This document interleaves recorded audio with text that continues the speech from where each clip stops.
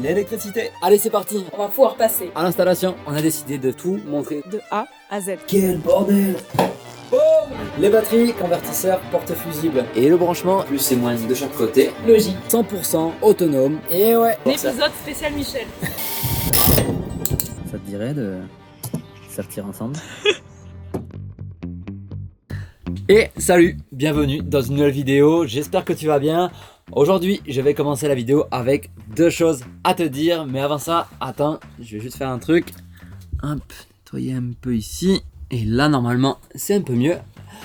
La première chose qu'on voulait te dire, c'était merci beaucoup pour tous les retours qu'on a reçus sur notre vidéo précédente, à savoir le 4x4 Tour. On est juste trop content de voir l'engouement qu'il y a autour du véhicule, mais aussi de voir que vous êtes de plus en plus nombreux à nous soutenir et à venir avec nous jusqu'au Japon, donc ça c'est trop bien. Et la seconde chose qu'on veut te dire, c'est que cette vidéo, ce sera le dernier long format dédié à la thématique de l'aménagement. Parce qu'on a beaucoup aimé te partager la construction, les astuces, les équipements. On continuera encore à le faire sous d'autres formats. Mais là, on n'a qu'une envie, c'est de prendre nos caméras et de filmer et de partager du contenu qui nous ressemble et nous anime beaucoup plus. À savoir l'aventure, l'exploration, les rencontres, les galères. Et puis pourquoi pas aussi juste notre quotidien sur les pistes d'Asie centrale qu'on devrait d'ailleurs bientôt attaquer.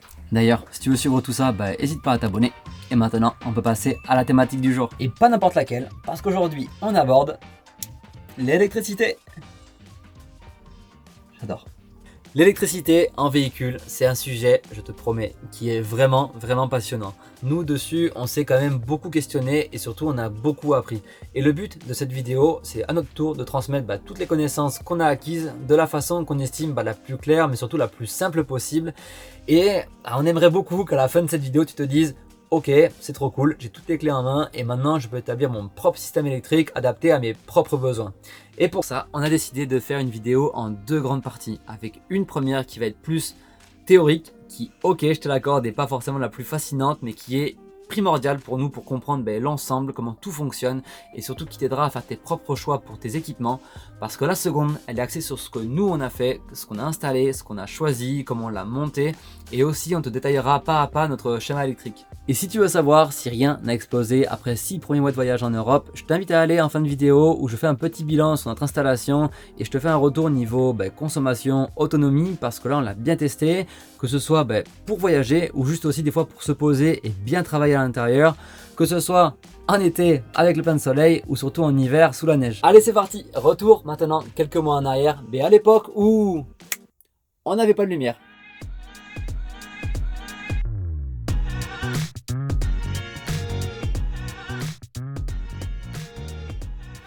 Bon, et la première chose que tu dois faire, c'est une étape très importante, voire même peut-être la plus importante, c'est te poser pour bien définir tes besoins et tes possibilités. Car ça va être le fil conducteur pour toute ton installation. Fil, conducteur, bref. Ok. C'est pas forcément la partie la plus drôle, mais elle est obligatoire pour ne pas sous-estimer son système et auquel cas devoir refaire un gros chantier une fois tout installé, et pour ne pas non plus le surestimer, car là, si c'est moins grave, ça peut vite faire exploser ton budget. Et pour les besoins, il faut te poser les bonnes questions. Est-ce que tu vas avec ton véhicule faire des petits voyages, des longs voyages? Est-ce que tu vas vivre dedans, vivre et même travailler dedans? Est-ce que tu vas faire beaucoup de destinations chaudes avec beaucoup de soleil ou des pays plutôt froids où il y en a beaucoup moins? Bref, pose-toi toutes ces questions, commence à y répondre et ça, tu verras que c'est vraiment la base. Et après, pour les possibilités, ça va dépendre de ton véhicule. Quelle place tu as dans ton véhicule? Quelle place tu vas dédier à ton schéma et ton système électrique? Quelle place tu as sur le toit pour des panneaux solaires par exemple? Et le second point, côté possibilité, c'est le sujet, c'est le budget. Parce que oui, forcément, tu n'auras pas les mêmes possibilités si tu as un budget plutôt serré ou si tu as de la chance d'avoir un budget illimité et là, fais ce que tu veux.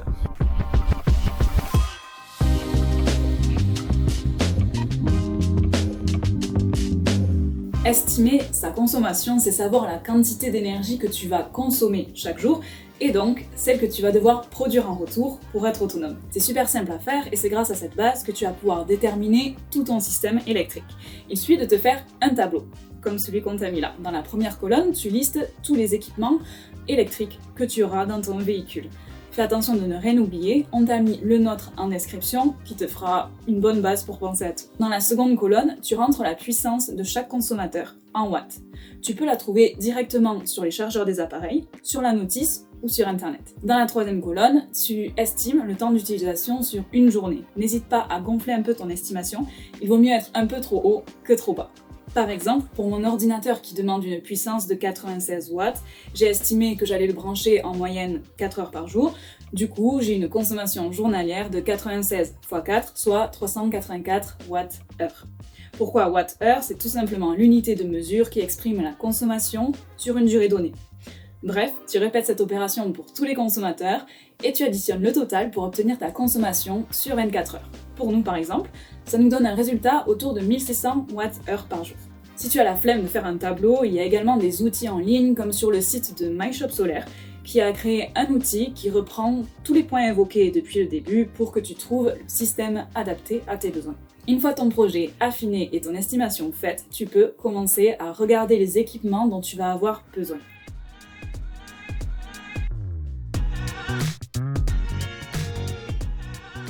L'électricité, dans l'aménagement d'un véhicule, c'est souvent l'étape qui fait peur et qui paraît compliquée. Ça, je pense que c'est juste parce qu'en fait, il y a pas mal de nouveaux mots et tous ces mots, quand on ne les connaît pas, ils ont pour effet de vite nous perdre.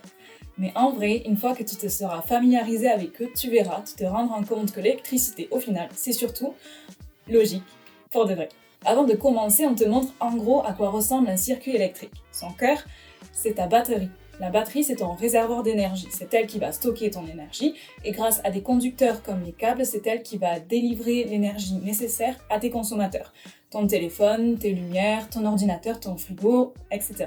Pour que ta batterie fonctionne, se recharge, il faut qu'elle soit alimentée elle aussi par une ou plusieurs sources d'énergie. En gros, il existe 3 sources. D'abord, le solaire qui va recharger ta batterie grâce au panneau solaire. Ensuite, tu as le branchement en 220 qui permet de se brancher de façon classique directement à une source d'électricité, comme dans les campings, chez des particuliers, sur des groupes électrogènes, etc. Et pour finir, le coupleur séparateur qui, lui, en gros, est placé dans ton véhicule et récupère l'énergie que tu produis quand tu roules pour la donner à ta batterie. Maintenant qu'on a clarifié tout ça, on va en 5 points clés t'aider à comprendre comment tout ça fonctionne pour être capable de réaliser toi-même ton installation électrique, savoir choisir ton matériel et surtout, éviter les erreurs. Les batteries, comme on te disait, c'est vraiment le cœur de ton installation. En fonction de tes besoins, tu en auras peut-être une ou plusieurs branchées entre elles. Si tu décides d'en avoir plusieurs, tu pourras les brancher de deux façons, à savoir en parallèle pour doubler ta capacité ou en série pour doubler la tension et passer de 12 à 24 volts. Si tu en relis plusieurs, fais attention qu'elles soient bien de la même capacité et qu'elles aient le même état de santé pour que ton système fonctionne bien. Tu vas retrouver différentes technologies avec différentes caractéristiques. On a des batteries au plomb, des batteries gel, des batteries AGM, des batteries lithium, bref, de quoi s'y perdre un petit peu. Et nous, pour rester simple, ici on va te comparer deux types de batteries dans ce tableau avec les batteries AGM et les batteries lithium. Et en gros, c'est un peu un match entre une ancienne technologie et une nouvelle. Pour les batteries AGM, côté avantage, du coup, c'est un bon rapport qualité-prix, ça coûte pas trop cher pour cette capacité, 300-450 €. C'est assez facile à brancher, ça nécessite pas trop d'entretien et surtout, ça ne nécessite pas d'autres appareils pour fonctionner. Côté des inconvénients, et bien là, le gros problème, c'est le poids. Tu peux compter environ 60 kg pour cette capacité. C'est également le volume, car elles prennent pas mal de place. Elles ont également un taux de décharge pour ne pas altérer leur santé qui va jusqu'à 50%, donc tu peux utiliser que la moitié d'une batterie et elles ont des cycles de vie qui sont quand même assez limités. Côté lithium, les avantages, là c'est le poids parce que pour la même capacité, c'est 20 kg, donc 3 fois plus léger. Le volume également que tu peux diviser par 3 et là par contre sur ces batteries avec cette technologie, tu peux les décharger jusqu'à 80% sans risque. Côté inconvénient, il y en a un gros, là clairement c'est le prix. Tu peux compter entre 1200 et 1500 € en fonction des marques pour cette capacité. Et en plus de cette enveloppe, tu dois rajouter un autre appareil pour qu'elle fonctionne bien, cette batterie au lithium. C'est un BMS, Battery Management System, qui fait en sorte que ta batterie, elle est toujours stable dans le temps, qu'elle ne surchauffe pas ou autre. Et ça rajoute encore un peu plus au budget qui est déjà assez conséquent de base. Donc là, côté technologie, ce qui va faire pencher la balance, c'est clairement le prix. Parce que le lithium, c'est ce qui se fait de mieux, mais ça coûte cher. Mais si tu as une utilisation assez intense de ton véhicule et que tu es souvent dedans, on te conseille quand même de partir sur ce type de batterie.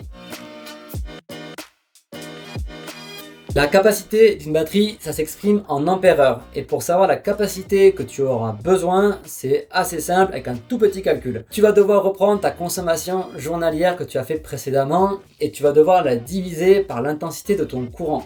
Ce sera soit 12, soit 24, mais généralement c'est quand même plus du 12 volts. De notre côté, par exemple, pour nos besoins, on a une consommation de 1600 watts, on a un circuit en 12 volts, du coup on trouve le chiffre de 133 ampères-heure. Donc ça, 133 ampères-heure, ce serait la capacité de batterie dont on aurait besoin pour tenir toute une journée dans une logique où on viderait la batterie vraiment de 100% jusqu'à 0. C'est quelque chose qu'il ne faut jamais faire. Jamais vider une batterie à 100%. C'est pour ça que juste avant, je te parlais de taux de décharge dans le comparatif. Dans le cas d'une batterie AGM ne pouvant se décharger qu'à 50% pour préserver son état de santé, il faudrait multiplier ce chiffre par 2. Et du coup, si on prend 133 x 2, ça nous donnerait 266 ampères-heure. Donc pour nous, avoir des batteries AGM reviendrait à avoir au minimum 266 ampères-heure. Pour du lithium, si on estime qu'on décharge cette batterie à 75% pour être prudent, on multiplie uniquement ce chiffre par 1,5. Et si on fait 133 x 1,5, on obtient 200 ampères-heure. Et ça, pareil, ce serait la capacité minimale qu'il nous faudrait pour tenir toute une journée en utilisant tous nos appareils et tout ça en respectant le taux de décharge constructeur. Donc là, en fonction du chiffre que tu vas obtenir, c'est à toi de voir quelle capacité tu veux installer. Et c'est souvent à cette étape que tu refais un peu la liste de tous les consommateurs que tu as mis et que tu te dis que certains sont peut-être pas si utiles que ça et qu'en les supprimant, tu vas pouvoir économiser de la place, du poids et de l'argent.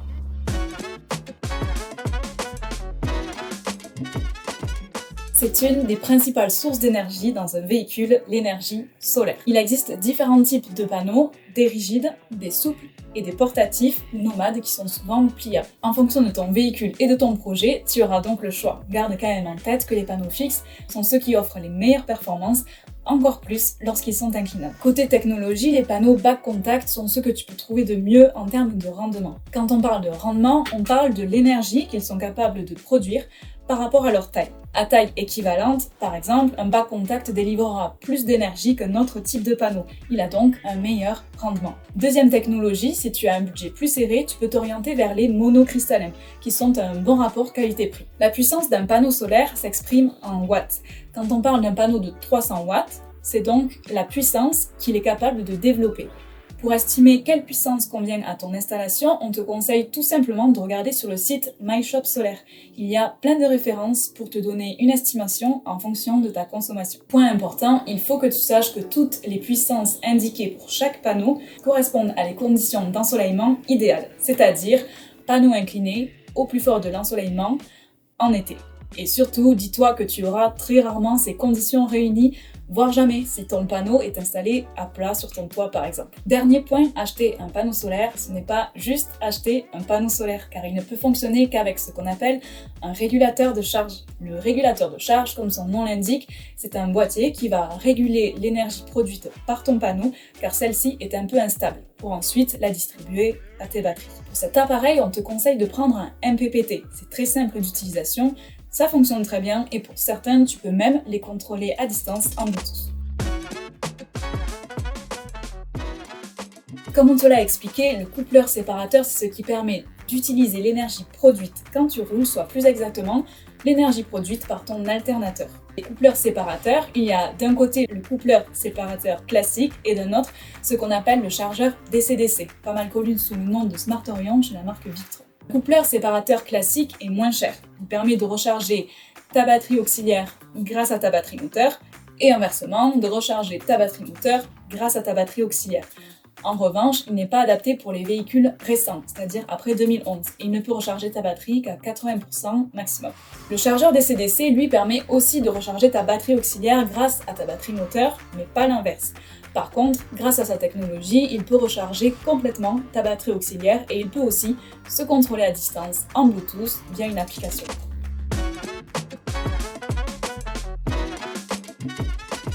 Autre source d'énergie possible pour finir, une prise appelée P17, qui est en fait une grosse prise fixée à l'extérieur de ton véhicule. Comment te l'expliquer? C'est tout simplement une prise qui permet de te brancher sur une source d'électricité extérieure. Couplée à un chargeur spécifique, elle est donc capable, elle aussi, d'alimenter tes batteries. Elle représente un gros avantage quand tu restes longtemps dans un endroit et donc que tu ne roules pas. Ou alors quand il ne fait pas beau, car dans ces cas-là, ni ton coupleur séparateur, ni ton panneau solaire ne vont être capables de te fournir beaucoup d'énergie. Tu ne pourras donc pas recharger tes batteries, à part si tu te branches quelque part grâce à la prise P17.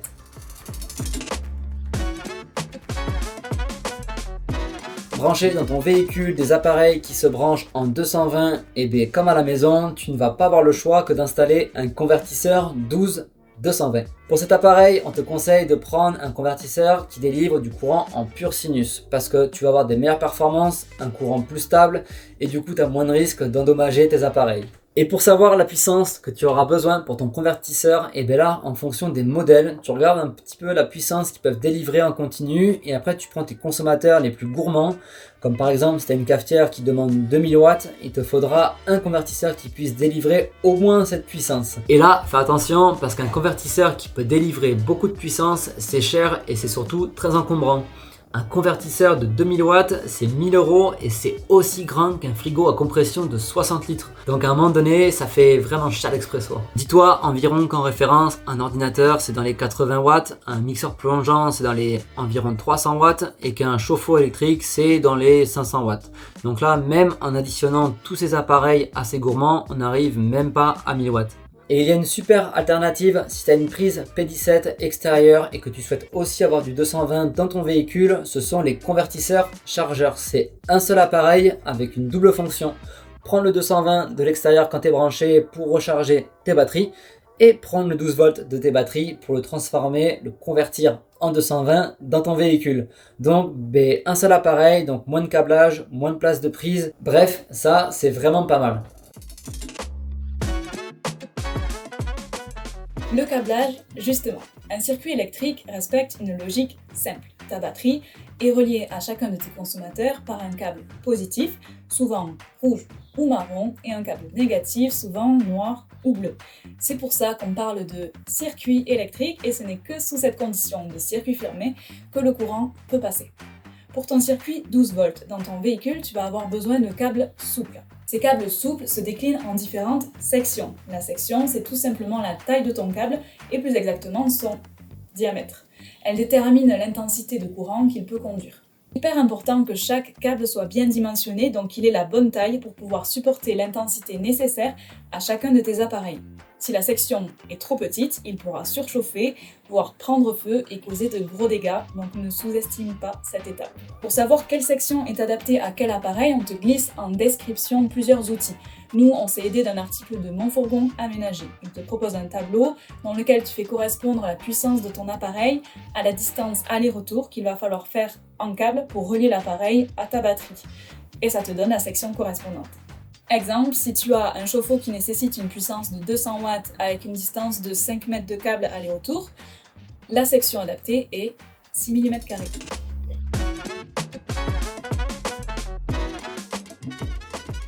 Dans un circuit, c'est vraiment très rare quand son appareil est directement relié à ta batterie. Sur le côté positif, souvent on retrouve différents éléments qui vont être entre ta batterie et ton consommateur. Un de ces éléments, ce sont les fusibles. Les fusibles, ils ont à l'intérieur un petit fil métallique qui, en cas de surintensité, va fondre et qui du coup va couper une partie de ton circuit pour protéger tout le reste de ton installation. Et ça, les fusibles, tu vas en trouver de plein de tailles différentes qu'on exprime en ampères. Par exemple, tu peux trouver des fusibles de 5, 10, 15, 20, 30 ampères, voire plus. Pour savoir la taille du fusible qu'il te faut, il faut prendre l'intensité maximale que peut délivrer ton consommateur et prendre une valeur juste au-dessus, sans être trop haut parce qu'il faut être plus bas que l'intensité maximale que peut supporter ton câble. Ça commence à être compliqué, donc je te fais un exemple. Si tu as un frigo qui délivre 15 ampères et que le câble qui le relie à la batterie, lui, ne peut laisser passer que 30 ampères, il te faudra un fusible de 20 ampères. Du coup, avec ce fusible, il laissera passer assez de courant pour alimenter ton frigo. Et s'il y a une surintensité, et ton fusible, lui, il va couper cette partie de l'installation sans faire surchauffer ton câble. Et pour optimiser le câblage et l'espace dans ton parc électrique, on te conseille vraiment d'investir dans des porte-fusibles. Sur ces boîtiers, tu vas pouvoir regrouper tous tes fusibles et n'avoir qu'une seule arrivée de courant. Tu peux trouver des boîtiers pour des petits fusibles et tu peux trouver également des boîtiers sur des plus gros fusibles. Un autre élément de sécurité, ce sont les coupe-circuits. Contrairement aux fusibles, eux, tu vas les actionner manuellement. Ils vont te permettre, en gros, de mettre ton circuit sur off si jamais tu dois laisser ton véhicule assez longtemps sans tourner ou si tu as de la maintenance à faire sur des appareils et pouvoir travailler en toute sécurité. Et nous, on te conseille d'en installer 3. Un qui nous semble obligatoire, c'est en sortie de batterie auxiliaire. Comme ça, tu le mets sur off, tu as tout le circuit qui est éteint. Un en sortie de panneau solaire juste avant ton régulateur et un juste après ta batterie moteur, juste avant ton chargeur DC-DC ou ton coupleur séparateur.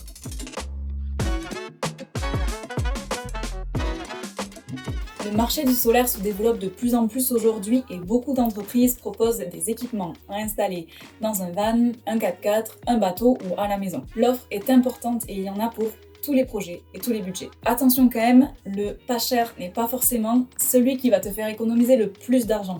Quand on sait les technologies qui se cachent derrière ces appareils, on prend conscience que chaque achat mérite d'être bien réfléchi pour ne pas avoir à reacheter tout au bout de quelques semaines ou de quelques mois. Mais surtout pour éviter de gros risques qui pourraient te coûter encore plus cher car les batteries bas de gamme qui explosent, ce n'est pas une légende. De notre côté, on a vraiment voulu jouer la sécurité et la sérénité. On a centralisé tous nos achats au même endroit pour des questions logistiques, mais également pour une question d'accompagnement, de SAV et de garantie d'un matériel de qualité. Pour toutes ces raisons, on a choisi de s'équiper chez MyShop Solaire. C'est une entreprise située à Paris, spécialisée dans l'équipement solaire, à monter soi-même. On dit en autonomie, mais pour nous, ce qui fait justement le gros plus de MyShop Solaire, c'est que tout au long de ta réflexion, de ton achat et de ton montage, tu n'es jamais seul, car tu es sans cesse, dès que tu en as besoin, en relation avec des ingénieurs. D'ailleurs, grosse dédicace à Jérémy qui est le directeur technique. Avec cette rénovation imprévue, ça fait maintenant plus d'1 an qu'on est en contact avec lui et il nous a beaucoup conseillé. On a dû échanger une 50aine de mails, je pense, plusieurs appels. On a modifié plusieurs fois notre schéma électrique, nos équipements pour que tout soit le plus optimisé possible. Pour tout ça, on le remercie beaucoup et d'ailleurs, maintenant qu'on a fini cette partie théorique, on va pouvoir passer à la pratique. C'est l'heure de te montrer l'installation qu'on a choisie et comment on a fait pour l'installer, alors qu'avant, on n'était pas des lumières en électricité.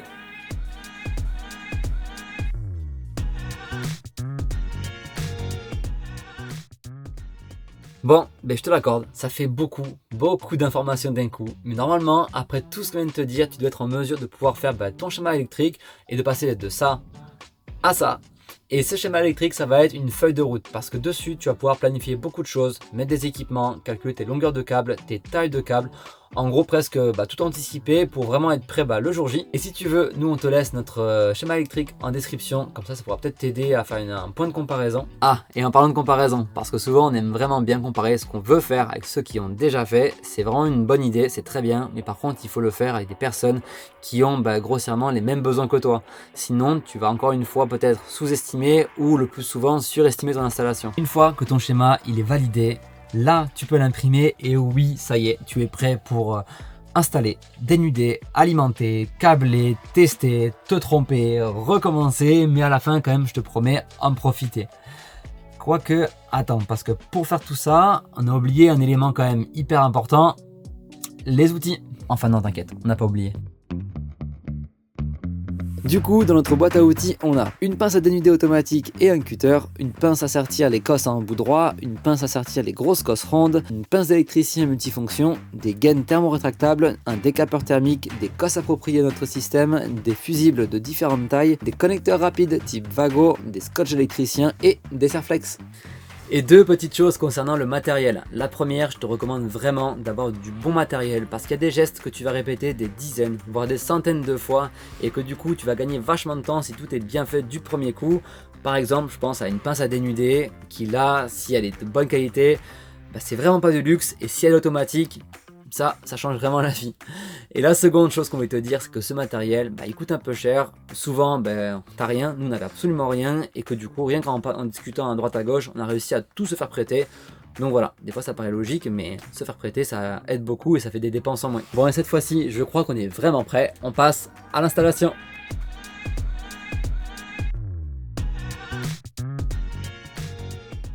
Et c'est parti! On attaque ce gros chantier en déballant notre palette de chez MyShop et on installe notre unique mais grand panneau solaire. On a choisi un LG de 440 watts en technologie back contact et si on a pris ce modèle, c'est pour son super rendement mais aussi parce qu'il optimise parfaitement notre espace sur notre toit. En fait, il rentre au millimètre près sur le plus grand espace disponible qu'on avait et même si on avait bien pris les mesures avant de commander, on ne te cache pas qu'une fois en place, on était bien soulagé et que pour une fois... Quelque chose s'est passé comme prévu. De quoi? Quelque chose s'est passé comme prévu. Il est fixé au toit avec 4 plots de fixation de la marque Unitech et ces fixations, elles sont collées au Sika 552 AT, une des colles les plus fortes de chez Sika. Une fois en place, le système de verrouillage Unitech avec ses 3 écrous nous permet de maintenir notre panneau, mais aussi de l'enlever facilement en cas de besoin. Pour cette étape, pas de grosses difficultés, nous on l'a fait nous-mêmes en moins de 2 heures. On passe maintenant à l'intérieur, où là par contre on a eu besoin de renfort.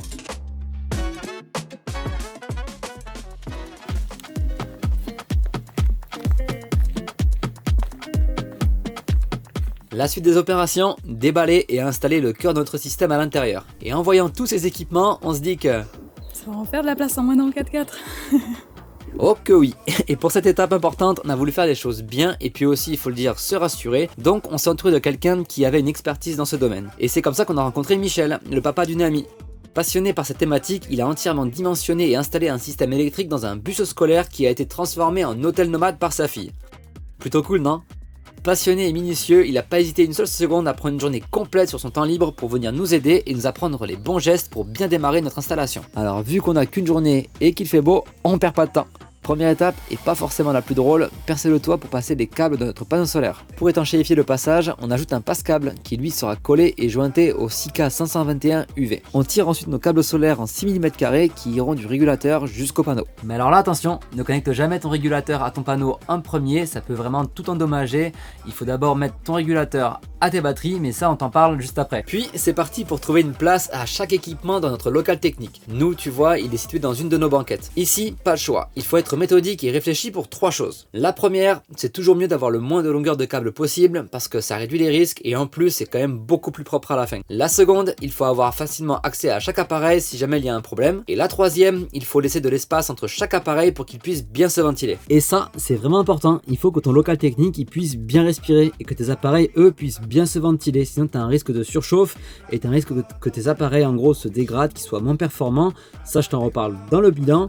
Et là regarde, ici c'est des petites grilles d'aération, on en a mis un peu partout autour du caisson pour que l'air puisse bien se renouveler. On commence avec notre régulateur de charge. Nous on a un MPPT 130 et c'est un modèle qui est bien adapté à notre panneau parce qu'il peut recevoir au maximum jusqu'à 440 watts. Et la structure noire que tu vois, c'est ce qui nous permet d'avoir 2 places homologuées supplémentaires. Donc c'est plutôt cool pour embarquer des potes, mais tu vois c'est un peu contraignant pour notre installation. Reliée au châssis, elle nous permet quand même d'avoir une mise à la terre pour nos équipements et c'est souvent ce qu'on appelle aussi la masse dans un véhicule. On ajoute également un premier coupe-circuit entre le panneau solaire et le MPPT.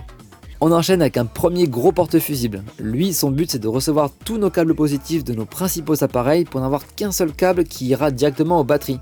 Et sur ce câble qui ira aux batteries, on ajoute également un coupe-circuit qui lui, quand il est coupé, nous permettra vraiment de déconnecter toute l'installation. Et là aussi, fais attention parce que tu vas sûrement utiliser des câbles avec une section assez importante et plus la section du câble elle est grosse, plus la souplesse du câble elle est limitée et ça c'est un paramètre qu'il faut penser dans ta disposition entre tes différents appareils pour les relier entre eux.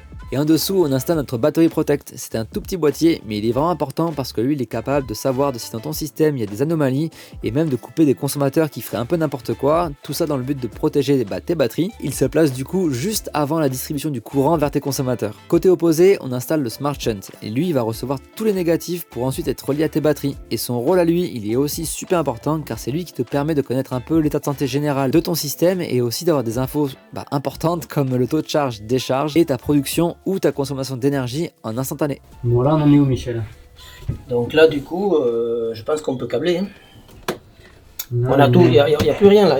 T'as plus rien sur la table là-bas? Non, il n'y a plus rien sur la table. C'est bon signe. C'est bon signe. Alors c'est parti pour câbler et pour ça tu vas répéter ces 3 étapes un bon nombre de fois. La première, tu dois dénuder l'extrémité de ton câble pour retirer la gaine isolante et faire entrer les filaments de cuivre à l'intérieur de ta cosse. Et pour ça, tu peux utiliser soit une pince à dénuder, soit un cutter. La seconde, insérer une gaine thermorétractable, puis mettre ta cosse pour la sertir afin qu'elle ne bouge plus et que le courant circule bien. En gros, tu vas l'écraser pour qu'elle maintienne bien le cuivre. Pour ça, il te faudra une pince spécifique et si tu peux sortir en 2 points, c'est top. La troisième, chauffer la gaine pour qu'elle se rétracte et sécurise ta connexion. Allez, on commence avec notre MPPT et Michel nous partage une petite astuce. Donc ça sert à quoi, Michel?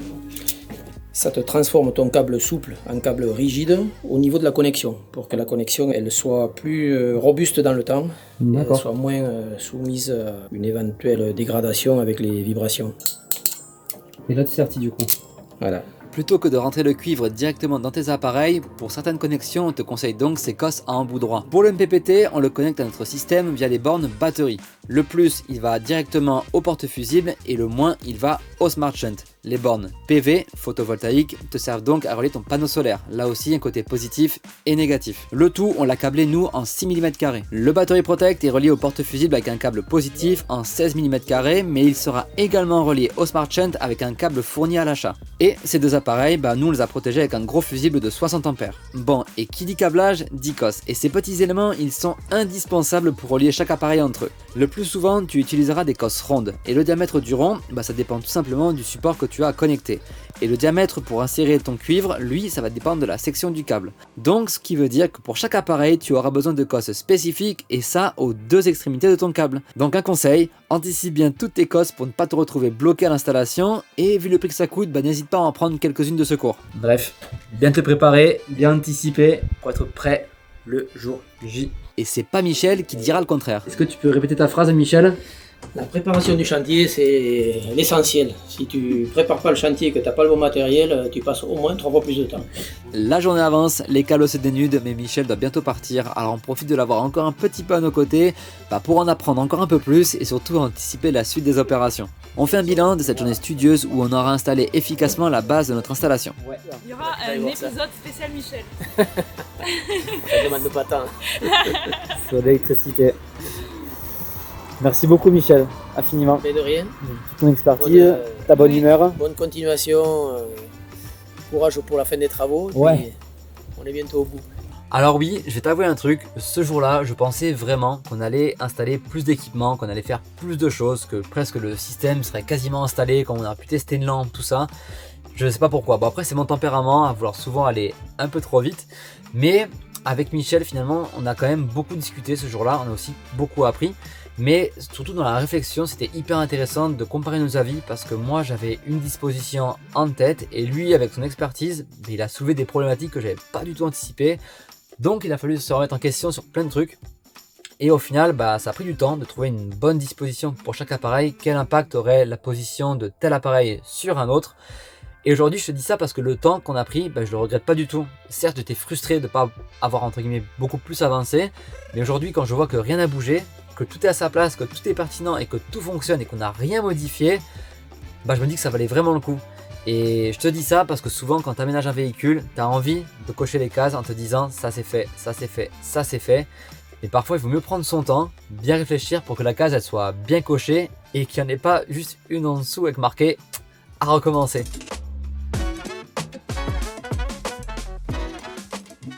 Recharger ses batteries en roulant, c'était pour nous un indispensable. Donc on a installé un Smart Orion de chez Victron et notre modèle c'est un 12-12-30. Et ces chiffres, ça correspond à quoi? C'est super simple. En gros 12 parce qu'il prend le 12 volts de la batterie moteur, encore un 12 pour aller vers nos batteries auxiliaires qui sont en 12 volts et 30 parce qu'il peut délivrer jusqu'à 30 ampères. Et si ça te parle pas, en gros nous si on roule 3 heures, on peut accumuler jusqu'à 90 ampères, soit presque 30% de notre parc batterie. Donc en vrai c'est juste énorme parce que 90 ampères en lithium, et ça te fait quand même déjà une bonne source d'énergie pour tenir quelques jours. Pour l'installation, on a tiré 2 câbles en 10 mm² de notre cellule jusqu'à notre batterie moteur. Des câbles qui avaient besoin d'un dénudage, d'une cosse, d'une gaine et d'un sertissage, mais Michel n'étant plus là, j'ai dû séduire un nouveau binôme. T'as quelque chose à me demander? Ça te dirait de sertir ensemble? Et c'est un grand oui. Une fois prêt, on branche le câble positif sur la borne plus de notre batterie moteur qui lui sera protégé par un fusible de 60 ampères juste à côté de la batterie et un câble négatif sur la borne moins. On rebranche ensuite les éléments du moteur sur la batterie et on croise les doigts pour que ça redémarre. Et ça, c'est un très beau démarrage. Côté moteur, c'est tout bon, on passe au Smart Orion et tu vas voir l'installation, elle est vraiment très simple. L'arrivée plus et moins du moteur se connecte sur les bornes input et nous on a juste rajouté un petit coupe-circuit sur le câble positif et les bornes output te permettent de connecter ton Smart Orion à ton système. Le câble positif, nous, il va sur notre porte fusible et le câble négatif, il va directement sur le Smart Shunt. Tu insères ta petite télécommande qui est fournie avec et c'est tout bon. On peut ensuite passer au cœur du système, à savoir les batteries. Nous, on a choisi d'installer 2 batteries en lithium de 150 Ah chacune. Elles sont branchées en parallèle, donc on a une réserve totale de 300 Ah qu'on peut décharger jusqu'à 90%. L'avantage de ces batteries de la marque Powerbrick, c'est qu'elles ont déjà un BMS intégré, donc ça c'est cool, t'as pas besoin d'en rajouter un. Côté branchement, ça a été super simple, MyShop Solar nous a fourni les câbles déjà tout prêts, en 35 carrés avec les bonnes cosses. Du coup, on a relié les bornes positives ensemble, les bornes négatives ensemble, et ensuite on a pris la borne plus de la batterie numéro 1 pour la relier au coupe-circuit général, et la borne moins de la batterie numéro 2 qui a directement été au Smart Shunt. Et le Smart Shunt va également être relié au positif des batteries pour être activé. Fais bien attention au branchement de tes batteries. Là, ce que je t'ai montré, elles sont branchées de façon à ce qu'elles puissent se recharger et se décharger simultanément. Donc ça, c'est bon pour l'état de santé. Mais si tu inverses un des branchements, tu risques de les dégrader. Et quand tu sais le prix d'une batterie lithium, vaut mieux pas y penser.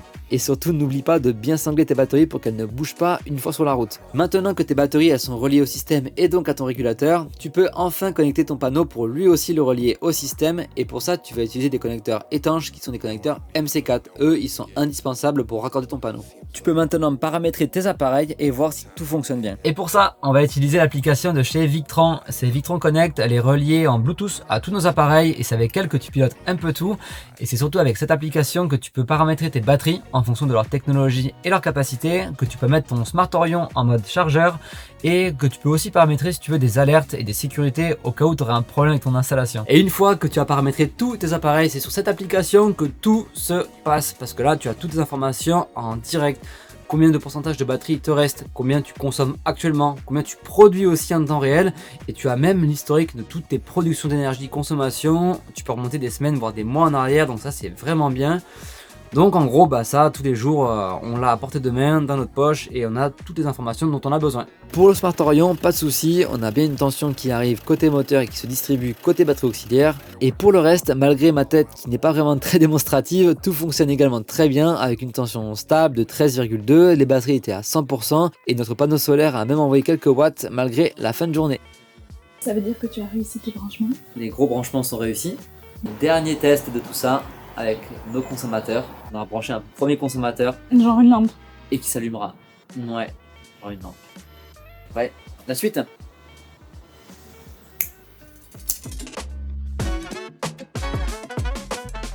Maintenant que le cœur du système fonctionne, il faut distribuer cette énergie à tous tes consommateurs et pour ça, tu vas les relier à ton système via des portes fusibles qui eux seront reliés à ton Battery Protect. Nous, on a fait le choix de partir sur 2 portes fusibles avec au total 18 entrées négatives et positives, ce qui nous permet logiquement de relier 18 appareils. Un petit conseil pour ces équipements, prévois un peu plus large, c'est-à-dire prends des portes fusibles avec des espaces supplémentaires, même s'ils ne sont pas pour l'instant utilisés, parce que je pense qu'au fil du temps, ton système, il risque d'évoluer et que tu seras bien content d'avoir ces espaces vides quand tu voudras ajouter des équipements sur ton système. Bon, et c'est là où il ne faut pas se tromper, car quand tu en es à cette étape, tu dois tirer toutes tes longueurs de câbles qui partiront de ton système pour alimenter tous tes équipements, préparer tous ces câbles avec une cosse et une gaine thermo adaptée, étiqueter tous tes câbles à chaque extrémité pour pas t'y perdre, rassembler tous ceux qui iront dans la même pièce avec soit des gaines ou des goulottes afin d'avoir quelque chose de propre et surtout facile à mettre en place, puis connecter chaque câble positif et négatif sur ton porte fusible sans oublier de noter quel emplacement correspond à quel appareil. Et ensuite, tu peux mettre ton petit fusible qui sera bien approprié à ton consommateur.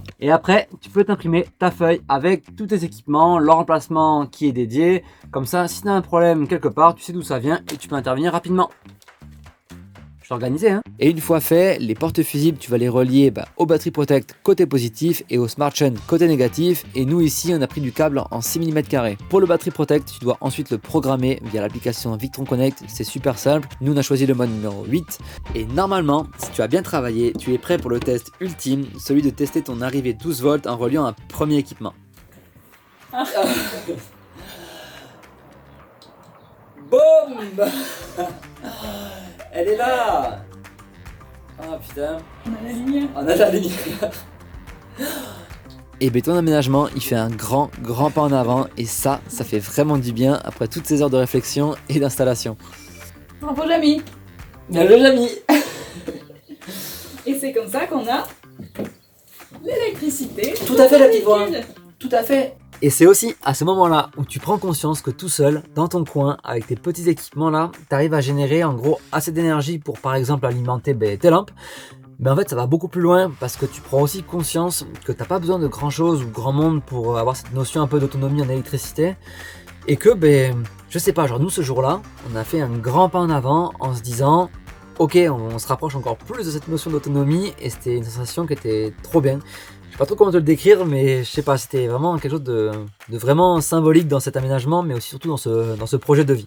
Mais attends, c'est pas encore fini parce qu'il nous reste encore un dernier équipement à installer et je t'en parle de suite. La prochaine étape, installer le 220 à l'intérieur. Lui, tu te rappelles, il a deux fonctions. Prendre le 220 quand on est branché pour le transmettre aux batteries, donc fonction de chargeur, et prendre le 12 volts des batteries pour le convertir en 220, le distribuer dans la cellule, fonction convertisseur. Pour cet appareil, on est parti sur le Multiplus de chez Victron et c'est le modèle 800VA qui nous permet de brancher des appareils allant jusqu'à 650 watts. Et côté branchement, ça se passe comme ça. Tu prends ton câble 220 qui arrive de ta prise extérieure, tu dénudes tes extrémités et tu les enfiles dans un connecteur qui est fourni avec, qui va directement dans la prise input. Pour la fonction convertisseur et distribuer le 220 dans ton véhicule, c'est un peu le même principe, tu as un connecteur pour la prise output et de ce connecteur vont partir tes trois fils, ton positif, ton négatif et ton fil de terre. Puis pour le positif et le négatif, tu vas les faire passer eux d'abord dans un interrupteur différentiel et un disjoncteur comme pour une maison. Ensuite, tu reprends ton fil de terre plus ton positif et ton négatif et enfin ces câbles tu peux les distribuer jusqu'à tes prises et nous comme on avait plusieurs prises on a utilisé des boîtiers de dérivation mais également des wagos. Les wagos en élec ça change la vie, ça te permet de dupliquer ton câble pour l'emmener à deux endroits totalement différents dans ton véhicule. Le principe est super simple, tu dénudes ton câble et tu insères ensuite les filaments de cuivre dans un compartiment puis tu baisses ton petit levier qui le maintient en place et ensuite dans les espaces libres tu peux faire partir d'autres câbles qui iront dans d'autres directions pour alimenter tes équipements. C'est simple et surtout bien sécurisé autour des connexions, nous on en a mis plein partout. Ensuite, il te reste plus qu'à tirer tes câbles et les connecter à tes prises 220, puis ensuite de relier ton convertisseur à ton système. Pour ça, tu commences à comprendre comment ça fonctionne. Ton câble positif, il va à ton porte-fusible et ton câble négatif, il va au Smart Shunt. Mais fais attention, ici, prends des câbles qui sont bien adaptés parce que souvent, c'est des appareils puissants. Nous, tu vois, par exemple, on a mis du 25 mm². Et pour protéger cet appareil, on a aussi ajouté un fusible de 60 ampères. Bon, et n'oublie pas que souvent sur les transfos 12-220, tu as une mise à la terre qui doit être faite. Nous, on a une borne spécialement dédiée sur notre appareil. Donc voilà, c'est un détail, mais ne l'oublie pas. Et que si jamais tu passes sur ce type d'appareil de chez Victron, les convertisseurs chargeurs, tu as également une configuration à faire en amont avant de l'utiliser, quoi. Et que c'est des étapes à suivre, c'est un peu fastidieux, mais il y a une vidéo qui a été très bien faite de la part de MyShop Solaire où il te montre pas à pas les étapes. Donc je te la mets juste là, si jamais tu en as besoin. Et là, ça y est, on a vraiment fait tout le tour de notre installation, de notre local technique. Et je te cache pas, que nous, on en est super contents. Parce que, au début, on se demandait si vraiment tout allait pouvoir rentrer ici. Parce qu'on a quand même des besoins qui sont assez importants. Donc forcément des équipements assez gros quand même. Et tu vois, entre la structure métallique pour les places homologuées, la gaine de chauffage qui est juste ici, on s'en sort pas trop mal. Et il y a aussi le fait que visuellement ça va, ça fait pas trop désordre. Donc ça c'est bête mais ça nous plaît aussi quand on ouvre le local technique que c'est comme ça. Donc voilà, on t'a tout dit, on t'a tout montré. Et maintenant on va devoir répondre à la question ultra importante. Est-ce que cette installation nous suffit toujours 6 mois après? C'est l'heure du bilan. C'est parti pour le bilan. Et avant ça, je te remets d'abord en contexte. Nous, ça fait depuis juillet 2023 qu'on vit et qu'on travaille dans le 4x4. Et notre boulot, c'est la photo et la vidéo, avec des besoins qui sont assez importants en électricité par rapport à tout ce qui est matériel. Et là, sur ces derniers mois en Europe, on a pas mal voyagé et on a pu tester plein de configurations différentes parce qu'on a voyagé en plein été avec plein de soleil. On a voyagé en hiver avec pas du tout de soleil pendant plusieurs jours. On a fait des moments où on roulait beaucoup et des moments également où on n'a pas du tout roulé pendant plus d'une semaine. Donc c'est trop bien parce qu'on a pu tester plein de configurations et voir ce qui n'allait et surtout ce qui n'allait pas. La première chose qu'on peut officiellement t'annoncer, c'est que rien n'a cramé, rien n'a lâché, tout ce qu'on a installé, il n'y a rien qui a explosé.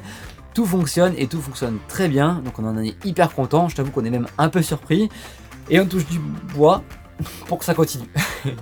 La seule petite alerte qu'on a eue, c'est sur 2 équipements qui ont eu tendance un peu à surchauffer, notamment le Smart Orion. Quand on roulait, on a une odeur un peu de plastique très très chaud et on s'est rendu compte en fait que notre Smart Orion était trop proche de sa paroi, donc on lui a mis des petites cales en bois pour qu'il se détache un peu du mur et qu'il puisse mieux respirer. Ça, je te l'ai dit, c'est super important. Bon, et le second point, forcément, c'est l'autonomie. Est-ce que notre installation nous suffit à nos besoins ou est-ce que tous les jours, c'est une galère pour trouver ou produire de l'énergie? Mais là, je vais dissocier la réponse en 2 saisons. C'est qu'en gros, l'été, rien qu'avec le panneau solaire et sans trop rouler, c'est largement suffisant. On n'est jamais descendu, je crois, en dessous de 80%. Donc franchement c'est royal. Et l'hiver pour nous il est arrivé super tôt, il est arrivé fin octobre en Autriche qu'on avait pris beaucoup de neige d'un coup. Et là on a commencé à enchaîner des journées avec peu de soleil ou un soleil très rasant. Et pour te donner un peu un ordre d'idée, en décembre, sans rouler, en travaillant quasiment tous les jours dedans, on est descendu à 20% de batterie et ça au bout de 4 à 5 jours. Donc tu vois on a quand même eu le temps de le voir venir. Et quand ça arrive c'est simple, c'est soit on se branche, ça nous est arrivé 2 fois. Et c'était vraiment, là il y avait vraiment 0 soleil pendant plus d'une semaine. Ou sinon, comme je t'ai dit, on roule 3 heures et là on reprend 30% et en gros c'est reparti. Sachant que on pourrait même descendre encore plus bas en taux de décharge, mais ça on n'a pas testé parce que j'avoue j'ai pas trop envie de les dégrader. Peut-être un jour. Bon, comme pour aller au Japon, on va beaucoup plus rouler, beaucoup plus voyager et explorer, on va plus produire. Qu'on devrait moins travailler, donc on va moins consommer. Que les pays qu'on va faire, ils ont quand même un bon ensoleillement, même en hiver. Mais je crois que je pourrais le dire, je crois que je vais le dire, pour ce voyage, on devrait être 100% autonome en électricité.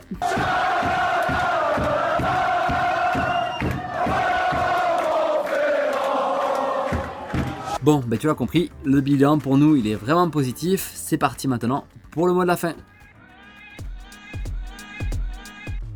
Bon, je pense qu'on a fait quand même un grand tour de cette belle thématique qui est l'électricité. Il y a forcément plein d'informations qu'on aurait voulu rajouter parce qu'il y a beaucoup de choses à dire, mais on n'a pas pu tout mettre dans une vidéo. Donc si tu as des questions, t'hésites pas, tu mets un commentaire et nous on essaie d'y répondre. On essaie de répondre à tous les commentaires, que ce soit YouTube, Facebook, Instagram, peu importe. Et la prochaine vidéo, cette fois-ci on te promet, elle parlera de voyage et uniquement de voyage, de ce projet de la France au Japon. Donc si tu veux suivre tout ça, n'hésite pas à t'abonner. Si la vidéo elle te plaît, tu peux la commenter, la liker, la partager à plein de gens qui sont dans cette recherche d'autonomie électrique.